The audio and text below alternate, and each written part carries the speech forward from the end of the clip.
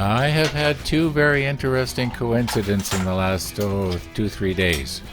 First one was the other day when I was talking about the Laguna Resale King blade, and I hadn't even uploaded the video yet, and I went upstairs and here I had a comment. Somebody had commented about it, and he hadn't even seen my video. He was talking about a video I did about 4 or 5 years ago. Anyway, had that coincidence, and then I had another one last night.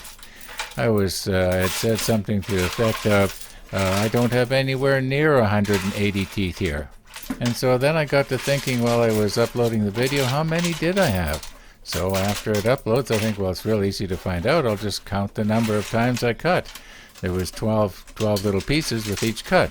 So I knew I had done 3, and then I did another 12. So that's a total of 15 cuts. So I'm thinking 15 times 12. I'm thinking, gee, that's pretty close to 180. So I upped the calculator on the screen. Sure enough, 15 times 12 is 180. Another coincidence. Maybe I should buy a lottery ticket. I never buy lottery tickets. I'm not a risk taker. You might be thinking, oh yeah, you're not a risk taker? We've seen you at the table saw. Well, you know what, folks? That's a calculated risk. There's a difference.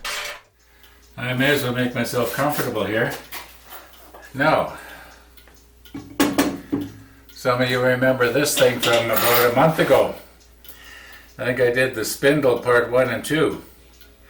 Yesterday the guy that brought this over to me and wanted me to make 2 more just like it, and he was going to paint them his own color. He came by with his son, and his son showed me a long slab that he had. It was about 18-20 inches wide and maybe 6 feet long, and probably about that thick. Beautiful piece of lumber.